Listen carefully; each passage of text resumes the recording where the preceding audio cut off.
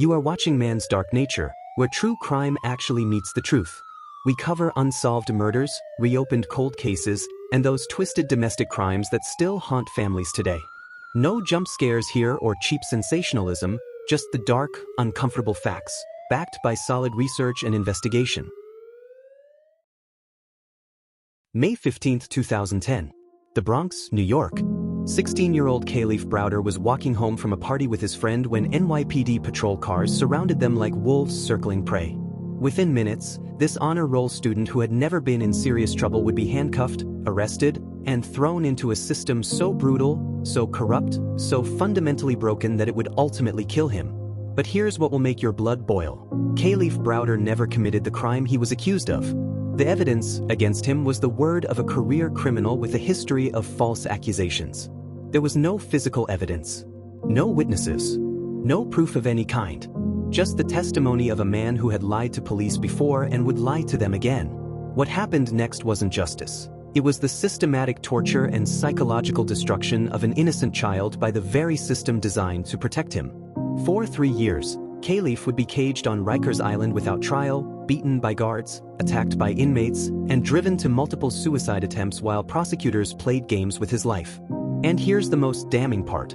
When they finally let him go, when all charges were dropped, when his innocence was confirmed, the damage was already done. The system had broken him so completely that 3 years later, at just 22 years old, Kalief Browder would hang himself in his mother's attic.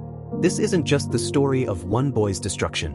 This is the story of how American justice became American torture, how bail reform became a weapon against the poor, and how a system that claims to presume innocence instead presumes guilt based on your zip code and the color of your skin. By the time you hear what they did to Kalief Browder, you'll understand why his death wasn't just a tragedy, it was murder by bureaucracy. The call came in at 9:23 p.m., a robbery in the Bronx. Roberto Bautista claimed that 2 black teenagers had robbed him of his backpack containing a camera, an iPod, and $700 in cash. He said it happened 2 weeks earlier, but he was just now reporting it. 2 weeks. Let that sink in. If you were robbed of $700 and valuable electronics, would you wait 14 days to call police? The delay alone should have raised red flags about Bautista's credibility. But this was the Bronx, where black teenagers were guilty until proven innocent, and sometimes not even then. When officers Arthur Johnson and Peter Ramos spotted Kalief and his friend walking near the scene, they made an arrest that would destroy lives. Bautista pointed at Kalief from the police car and said, "That's him. That's one of them." No lineup, no investigation, no questions about the 2-week delay. Just the word of a man who would later admit he had been drinking that night and wasn't sure about his identification. Kalief Browder, who had been at home watching TV 2 weeks earlier when the alleged robbery occurred, tried to tell the officers they had the wrong person. His friend confirmed they had been together at a different location. But in America's justice system, explanations from black teenagers don't carry the same weight as accusations from adult accusers. At 16 years old, Kalief was about to learn that innocence is not a shield when the system decides you're guilty. Kalief's first appearance before a judge should have been routine. A minor robbery charge, a first-time offender, a teenager with no history of violence. In any functioning justice system, he would have been released to his family with a court date. Instead, Judge Patricia DeMango set bail at $3,000, a fortune for the Browder family, who lived in public housing and struggled to make ends meet. Kalief's mother, Vanita, worked multiple jobs but couldn't scrape together $3,000 to free her son. The bail system, supposedly designed to ensure defendants return for trial, became a weapon of class warfare. Rich defendants went home. Poor defendants, disproportionately black and brown, went to jail, regardless of guilt or innocence. For Kalief, that $3,000 might as well have been $3 million. He was going to Rikers Island, and he had no idea that this decision would cost him everything. But here's what makes this even more infuriating. Kalief's case wasn't unique. Across America, thousands of innocent people sit in jail cells simply because they can't afford bail. The presumption of innocence becomes meaningless when poverty equals imprisonment. Rikers Island isn't just a jail, it's a monument to American brutality. Located on a 413-acre island in the East River, it houses over 10,000 inmates, many of whom, like Kalief, are awaiting trial and haven't been convicted of anything. When Kalief arrived at Rikers in May 2010, he was a skinny 16-year-old who had never been away from his family for more than a night. He was thrown into a world where violence was currency, where correction officers were often more dangerous than the inmates, and where survival meant learning to fight or becoming a victim. The Robert Davern complex, where Kalief was housed, was supposed to be for younger offenders.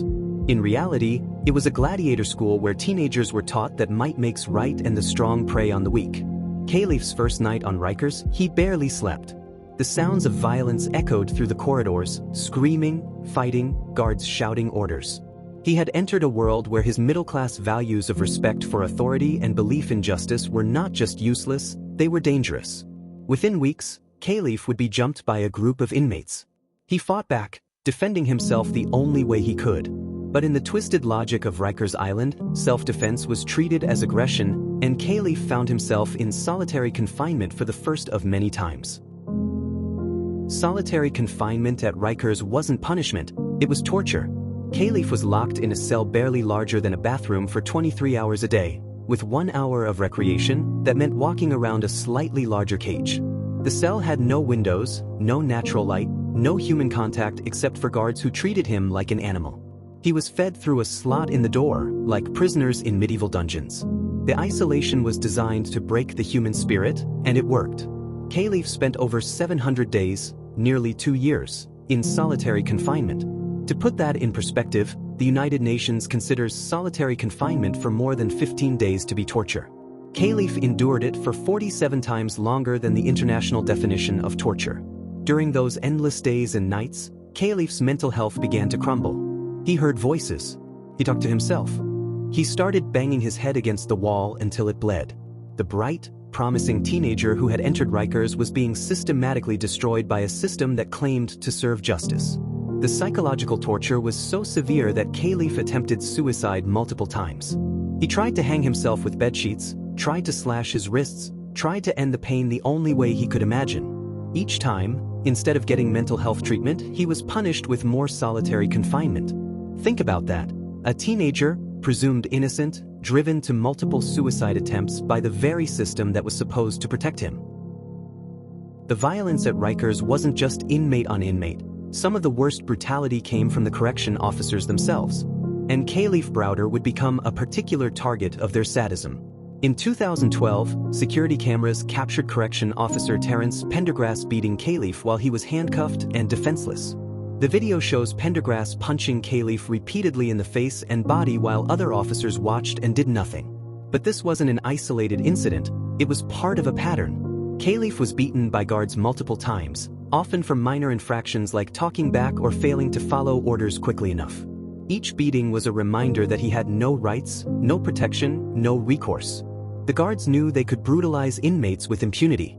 Internal affairs investigations were a joke. Video footage mysteriously disappeared. Witnesses refused to come forward.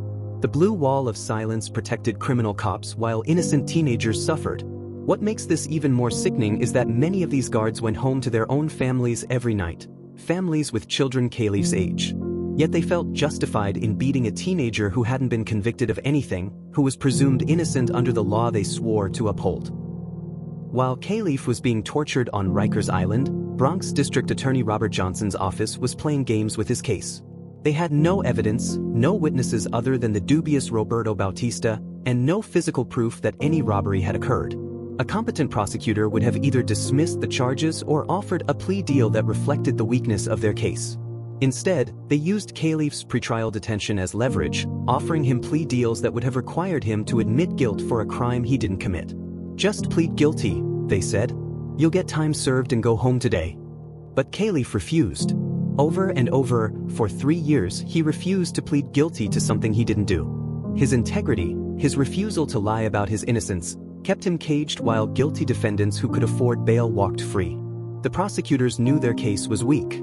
They postponed trial after trial, hoping Kalief would break down and accept a plea. They turned his honesty into a weapon against him, using his refusal to lie as justification to keep him imprisoned. Meanwhile, the case was assigned to prosecutor Lorelei Salas, who seemed more interested in protecting her conviction rate than seeking justice. She had the power to dismiss charges that everyone knew were bogus, but dismissing cases doesn't advance careers in a system that rewards convictions over truth. For 3 years, Kalief's case was postponed 31 times. 31 times he was told justice would have to wait. 31 times his constitutional right to a speedy trial was violated. 31 times, the system that claimed to serve justice instead served its own bureaucratic convenience. The delays weren't accidental, they were strategic. Every postponement was a pressure tactic designed to force Kalief into accepting a plea deal. The longer he stayed on Rikers, the more desperate he would become, the more likely he would be to lie about his guilt just to escape the torture. The prosecution's star witness, Roberto Bautista, wasn't even available for most of these court dates. He had returned to Mexico, making himself conveniently unavailable to testify. Yet instead of dismissing charges when their only witness disappeared, prosecutors continued to hold Kalief. Think about the insanity of this. A teenager sitting in jail for years while prosecutors tried to locate a witness they knew was unreliable for a crime they couldn't prove happened. The defense attorneys weren't much better. Kalief cycled through multiple public defenders who treated his case like an inconvenience. They barely visited him, rarely returned calls from his family, and seemed more interested in clearing their caseloads than fighting for his freedom. While Kalief was being destroyed on Rikers Island, his mother Venita Browder was waging her own battle against the system. She visited him every chance she could, bringing him books, clothes, and most importantly, hope. Venita worked multiple jobs, as a security guard, a home health aide, whatever she could find, to keep her family afloat while fighting for her son's freedom. She couldn't afford the bail that would have freed him, couldn't afford the private attorney that might have gotten charges dismissed, couldn't afford the bribes that sometimes greased the wheels of Bronx justice. She watched her bright, promising son deteriorate with each visit. She saw him lose weight, lose hope, lose pieces of himself that would never be recovered. She heard about the beatings, the solitary confinement, the suicide attempts, and felt powerless to protect the child she had raised to believe in justice and fairness. Venita wrote letters to judges, called prosecutors, pleaded with anyone who would listen. She was told to be patient, that the system would work, that justice takes time. But she could see that the system wasn't working, it was killing her son. The stress of fighting for Kalief while holding her family together took a devastating toll on Venita's own health. The woman who had raised 6 children largely on her own was breaking under the weight of injustice. On May 29, 2013, after 1,057 days on Rikers Island, nearly 3 years of his young life, Kalief Browder walked out of jail a free man. All charges had been dropped. The prosecution finally admitted what everyone had known from the beginning. They had no case. No apology. No explanation. No accountability for 3 years of torture. Kalief was simply told he could go home, as if the nightmare had never happened. But freedom wasn't the victory it should have been. Kalief had entered Rikers as a 16-year-old honor student with dreams of college and career.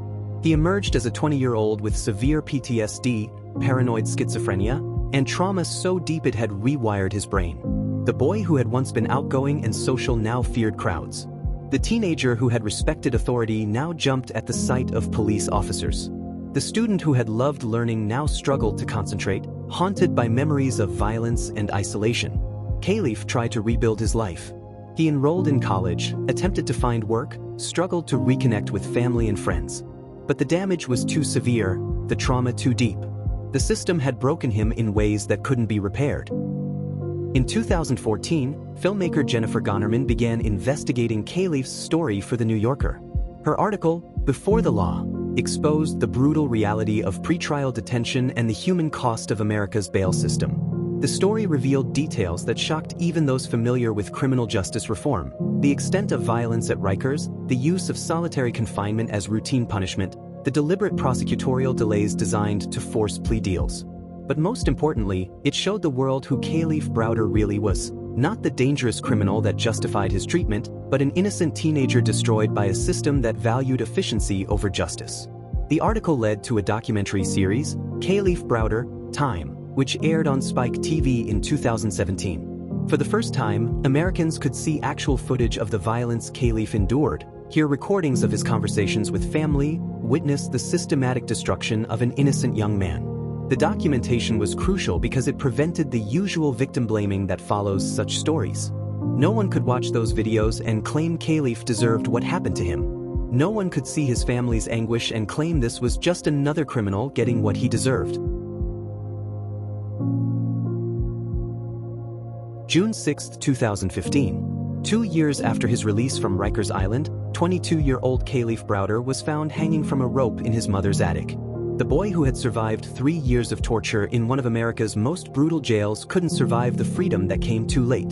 Kalief's suicide wasn't a moment of weakness, it was the inevitable result of trauma that had never been addressed, wounds that had never been allowed to heal. The system had released his body from Rikers, but his mind remained trapped in that nightmare.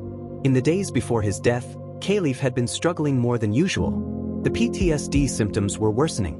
The paranoia was intensifying. He told family members that he felt like he was still in jail, that he couldn't escape the memories of violence and isolation. The tragic irony is that Kalief had been fighting for reform, speaking out about his experience, trying to prevent other young people from enduring what he had suffered. He had testified before the city council, spoken to reporters, shared his story with anyone who would listen. But activism couldn't heal trauma. Speaking truth couldn't undo the damage. The system had broken him so thoroughly that even freedom couldn't fix what they had destroyed. Kalief's death devastated his family, but especially his mother Venita.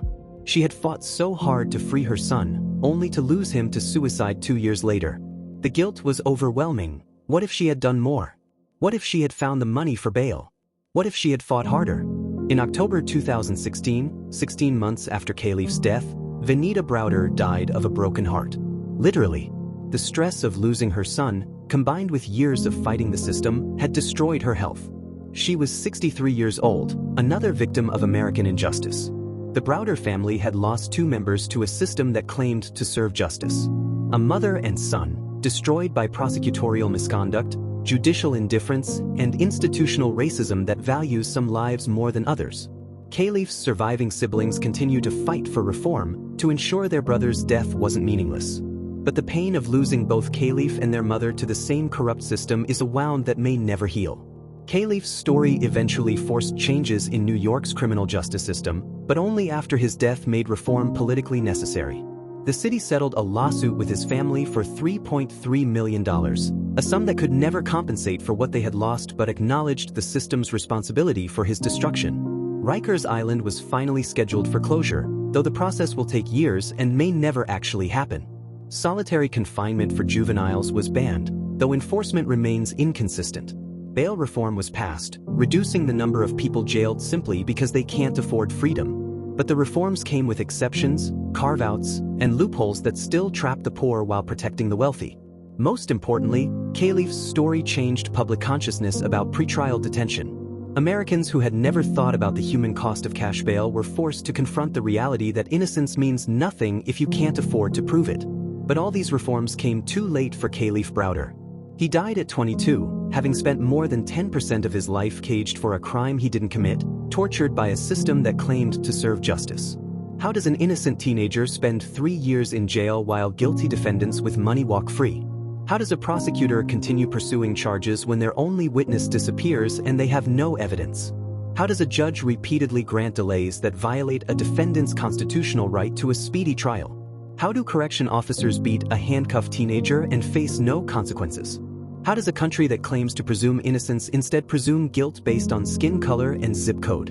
And most damning of all, how many other Kalief Browders are sitting in jail cells right now, waiting for justice that may never come, being destroyed by a system that claims to protect them? The Kalief Browder case forces us to confront an uncomfortable truth about American justice. It's not about guilt or innocence.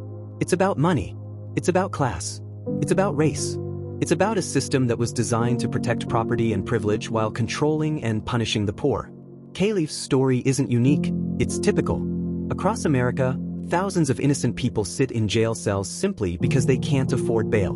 They lose jobs, homes, families while waiting for trials that may never come. They're pressured to plead guilty to crimes they didn't commit just to escape the torture of pretrial detention. The system works exactly as it was designed, to extract profit from human misery while maintaining the illusion of justice.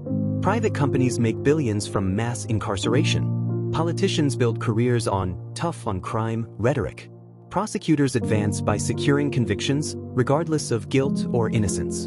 Kalief Browder was sacrificed to this machine, ground up by gears that were greased with the blood of the innocent and powered by the tears of their families. Here's the question that should haunt every American, the question that exposes the moral bankruptcy of our justice system. If they can torture an innocent teenager for 3 years, drive him to suicide, and face no consequences, if they can destroy a boy who never hurt anyone, who refused to lie about his innocence, who died rather than admit guilt for crimes he didn't commit, then what exactly are we calling justice? Because Kalief Browder wasn't a statistic. He wasn't a case number. He was a 16-year-old honor student who made the mistake of being black and poor in America. He was a son, a brother, a young man with dreams and hopes and a future that was stolen from him by people who claimed to serve justice. He spent 1,057 days on Rikers Island, nearly 3 years of torture for a crime that probably never happened, based on the testimony of a witness who disappeared, prosecuted by people who knew they had no case. And when they finally let him go, when all charges were dropped, when his innocence was confirmed, the damage was already done. The system had broken him so completely that freedom became just another form of prison. So here's my final question for you. In a country where innocence is no protection from torture, where poverty is criminalized and wealth is immunity, where teenagers can be destroyed for refusing to lie, what are any of us worth? And more importantly, how many more Kalief Browders will die before we admit that American justice is just another word for American brutality?